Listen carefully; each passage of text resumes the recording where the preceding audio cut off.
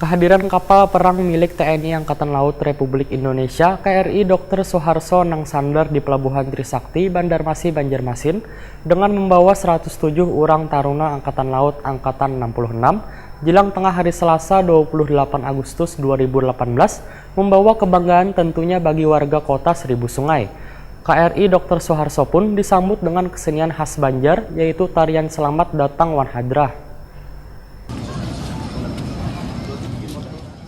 Kehadiran kapal perang milik TNI Angkatan Laut Republik Indonesia KRI Dr. Suharso Nangsandar di Pelabuhan Trisakti Banjarmasin, Banjarmasin dengan membawa 107 orang taruna Angkatan Laut Angkatan 66 jelang tengah hari Selasa 28 Agustus 2018 membawa kebanggaan tentunya bagi warga kota Seribu Sungai. KRI Dr. Suharso pun disambut dengan kesenian khas Banjar yaitu tarian Selamat Datang Wan Hadrah. Kapal yang berfungsi sebagai rumah sakit terapung ini akan standar selama 3 hari dari Selasa 28 Agustus sampai dengan Kamis 30 Agustus 2018.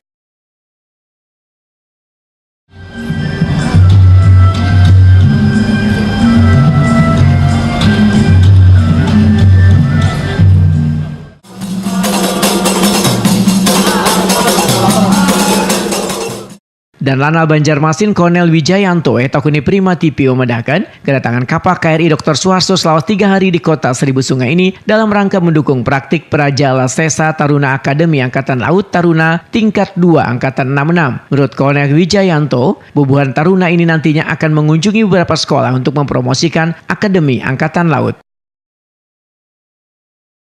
Yang on board di KRI Suharso jumlah 107, terdiri dari 96 putra, 11 putri. Terus kemudian selama di Banjarmasin kita akan melaksanakan open shift selama di Banjarmasin. Jadi untuk khususnya para pemuda-pemudi ataupun masyarakat Kalimantan Selatan, terutama Banjarmasin, bisa melihat dengan dekat KRI Suharso.